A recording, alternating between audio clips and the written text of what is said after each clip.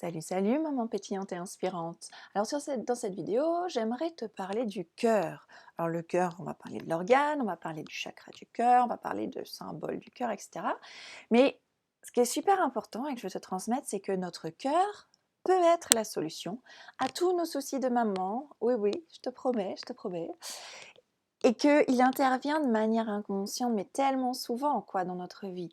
Est-ce que ça t'est déjà arrivé d'être tellement touché par un truc que tu mets ta main sur ton cœur comme ça, hein, que tu fais ce geste-là.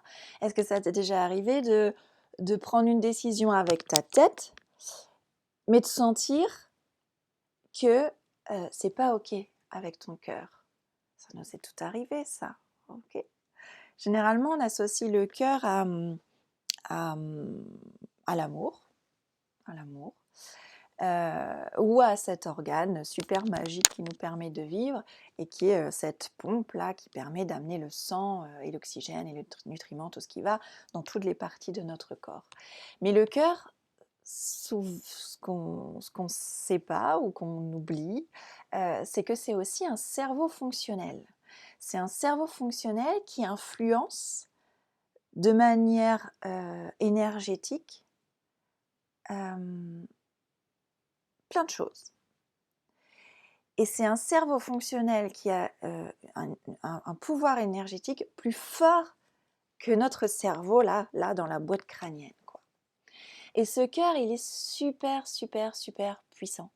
Je le vois avec les mamans que j'accompagne à travers le parcours reflet. Elles sont bien plus heureuses quand elles sont connectées à leur cœur. Elles sont bien plus heureuses elles, mais ça aussi ça rejaillit, ça rayonne sur leurs enfants, sur leur famille, dans leur boulot, dans tout ça. Parce que quand on est connecté à son cœur, ça apporte du calme, ça apporte de la curiosité, ça émoustille la curiosité, ça booste notre créativité aussi, ça nous rend plus courageuses, ça nous donne, ça nous fait avoir des idées plus claires, ça nous donne plus de confiance, plus de compassion, enfin la liste elle est énorme quoi. Et pourtant, dans notre société, dans notre éducation, on continue à être conditionné pour que notre mental dirige notre vie. On a tellement une foi aveugle, une confiance aveugle dans le raisonnement logique qu'on lui donne toute la place. Ou beaucoup, beaucoup, beaucoup trop de place. Alors que la science et les nouvelles recherches en neuropsychologie nous montrent, nous prouvent qu'il est préférable d'écouter son cœur que son mental. Donc ça, c'est fou, hein, c'est des conditionnements, c'est des systèmes de croyances qui nous poursuivent depuis longtemps. Et avec les personnes que j'accompagne, eh ben on défait ces systèmes de croyances pour en créer de nouvelles qui sont plus propices à tout le monde. le, le, le cœur, c'est un cerveau. C'est un cerveau qui est construit par un réseau de neurones, en fait, qui traite les informations sensorielles. Donc ça, c'est déjà une chose, le cœur traite les informations sensorielles, mais aussi, il va communiquer ces informations à notre cerveau, là, au système nerveux et à plein d'autres organes dans notre corps. Donc finalement, le cœur, il est capable d'apprendre, il est capable de mémoriser, il est capable de prendre des décisions en dehors du cerveau, indépendamment du cerveau. Et la recherche scientifique montre aussi que le cœur, il envoie bien plus de signaux au cerveau que le cerveau n'en envoie au cœur. Et en plus, ces signaux-là, ils influencent dans notre cerveau des parties très importantes, hein, ce qu'on appelle les centres cérébraux supérieurs, qui sont impliqués dans la perception, dans la cognition et dans tout le traitement émotionnel. Donc, c'est pas rien, vous voyez l'influence, le pouvoir du cœur à ce niveau-là aussi. Les recherches ont montré aussi que le champ électromagnétique du cœur, c'est le plus puissant du corps. Et que le champ électrique, il est 100 fois plus puissant que le champ électrique du cerveau, et que le champ magnétique, il est 1000 fois plus puissant que le champ magnétique du cerveau. Alors qu'est-ce que ça veut dire? Tout ça, là, pour résumer, ça veut dire que le cœur, il a la capacité la plus puissante à absorber à la fois plein de quantités, plein d'informations sensorielles qui influencent notre cerveau et notre système interne. Et il a aussi la capacité, avec son champ énergétique et son champ magnétique, d'influencer notre environnement. Vous voyez? Donc il absorbe des quantités d'informations qui vont influencer notre cerveau et tout notre système nerveux. Et il a aussi la capacité de rayonner, d'influencer notre environnement. Et on le voit ça, enfin on voit quand on vit des émotions intenses, et j'imagine que je parle à des hypersensibles ou à des parents d'hypersensibles, donc on voit quand on a ces émotions intenses, on peut le ressentir, la puissance du ressenti, les effets sur notre cœur. On a notre cœur qui bat plus vite, quelle que soit l'émotion, que ce soit de la tristesse, de la colère, ou que ce soit de la joie et de l'excitation, on voit l'effet sur notre cœur, on le ressent. Que ce soit du stress ou de la colère, là on voit que le rythme cardiaque, il est complètement désordonné. Si vous faites attention, c'est pas juste une accélération, c'est que c'est le bordel. c'est que c'est complètement désordonné. Le rythme cardiaque, il est complètement désordonné sous stress. Et du coup, tout ça, ça envoie des informations au cerveau pour dire stop, on coupe certaines fonctions. On coupe certaines fonctions cognitives supérieures, on coupe certaines fonctions, par exemple les fonctions digestives, etc. Ça envoie ces informations-là. Le résultat, c'est quoi? C'est que on a des difficultés, enfin, on pense forcément, il y a moins de clarté dans nos pensées, on a du mal à mémoriser les choses, on a du mal à apprendre, on a du mal à raisonner quand on est dans un état émotionnel pas forcément très agréable. Et c'est le cœur qui transmet tout ça. Quand on est dans des états émotionnels plus positifs, le cœur, du coup, à l'inverse, quoi, il va fonctionner de manière plus ordonnée, plus stable, et ça envoie au cerveau des sentiments positifs. Ça envoie au cerveau une stabilité émotionnelle et un meilleur fonctionnement cognitif aussi. Et ça, on le voit bien dans la vie réelle, quoi. Quand on se sent bien avec des émotions positives, on pense, on a les idées plus claires, quoi. On est plus motivé, on apprend mieux, on retient mieux, on a plus d'énergie. Et du coup, là où ce que je veux en venir, c'est que pratiquer des émotions positives comme ça, générer des émotions positives, les entretenir et les ressentir à partir du cœur, ça influence vraiment la façon dont on se sent, ça influence vraiment la façon dont on pense et la façon dont on se comporte, et à la fois vraiment mentalement et physiquement.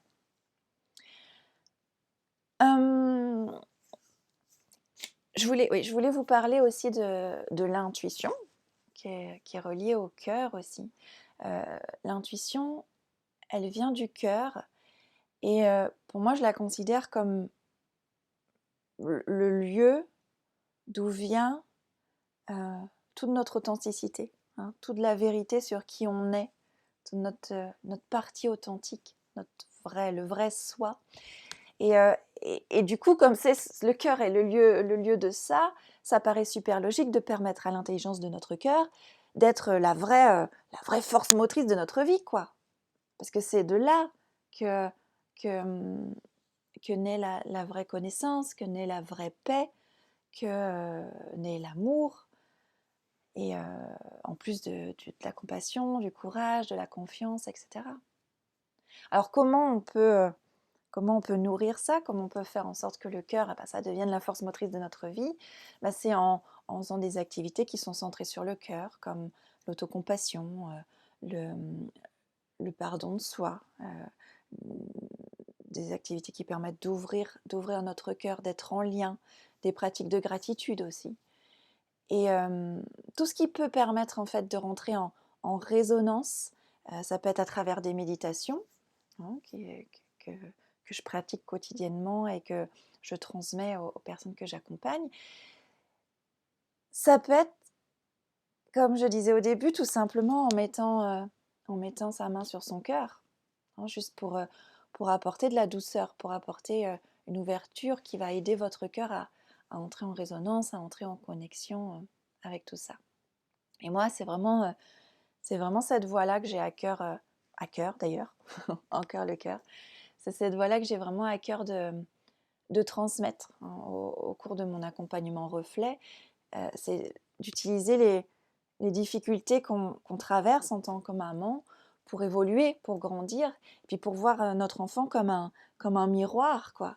un miroir qui nous montre notre reflet et qui montre en particulier ce qui n'est pas encore guéri chez nous, hein. Vous savez, quand ils appuient sur le bouton comme ça. Et donc pour ça, guérir,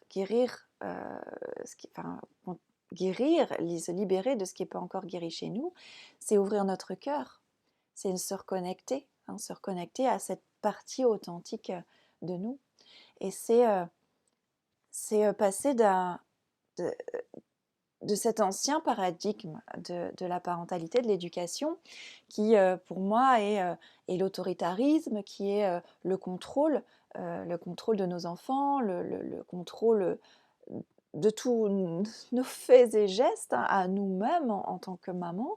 Et c'est cette idée que l'enfant est un problème, hein, que l'enfant doit être modelé, doit être réparé, qu'il y a quelque chose qui ne va pas chez lui, qu'on va le changer. Et dans ce paradigme-là, dans cet ancien paradigme, on donne la priorité à l'obéissance, à la soumission. Et c'est dans cet ancien paradigme qu'on est en surréaction. C'est l'ancien paradigme qu'on se laisse emporter par la colère et qu'on se déconnecte de soi-même et qu'on se déconnecte de son enfant. Donc moi, ce que je transmets dans l'accompagnement reflet, c'est de vous aider à passer de cet ancien paradigme au nouveau paradigme, ou à incarner véritablement le nouveau paradigme qui vous convient le mieux, hein. Vous avez déjà plein de prises de conscience sur ce qu'est le nouveau paradigme au niveau éducatif, qui est d'être le guide de notre enfant, de l'accompagner, hein, de guérir nos propres réactions qui viennent de notre histoire pour réussir à accueillir notre enfant tel qu'il est, avec sa partie authentique, ne pas l'effacer, ne pas la gommer pour lui permettre d'être confiant, d'avoir des relations de confiance et d'avoir chacun une belle estime.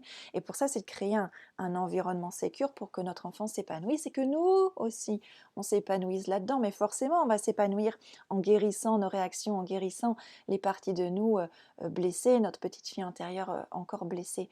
Et dans ce nouveau paradigme, on priorise la connexion, on priorise la relation, on priorise la transformation, l'évolution, de grandir, hein, à travers notre relation. Et du coup, on n'est plus dans la surréaction avec notre enfant, on apporte une réponse. Et on se connecte à soi et on se connecte à notre enfant.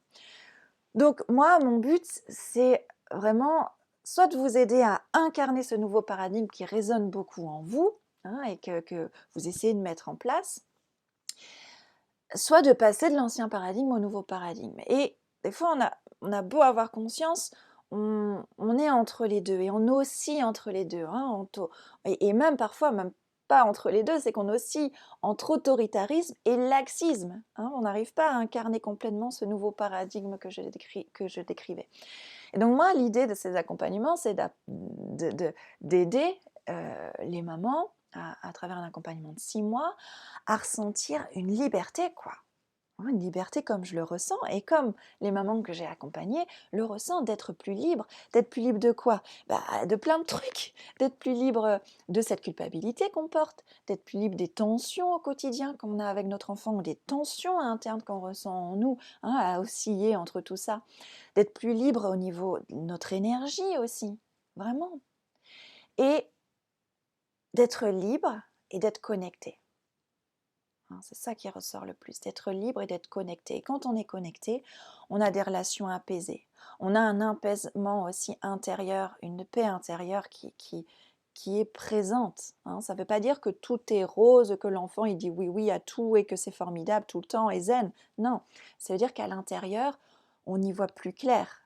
Et on arrive à se connecter à soi-même et à communiquer de manière plus claire et plus apaisée. Et ça fait quoi? Ça fait une relation de confiance et ça amène forcément beaucoup plus de joie dans notre vie. Donc ma question c'est, quel parent tu veux être? Quel parent tu veux être? Et si tu veux être un parent du nouveau paradigme, si tu veux vraiment incarner ce nouveau paradigme, contacte-moi en message privé, puis on discutera de comment je peux t'aider à libérer les nœuds de ton histoire, hein. Peut-être qu'il y a encore il y a des nœuds de ton histoire qui t'empêchent d'ouvrir pleinement ton cœur, d'être plus sereine et d'être plus authentique pour incarner, pour oser, pour incarner, pour t'amuser aussi dans ce rôle de maman et dans ton rôle de femme. Ok, je te laisse avec ça et je te dis à très très vite. Ciao!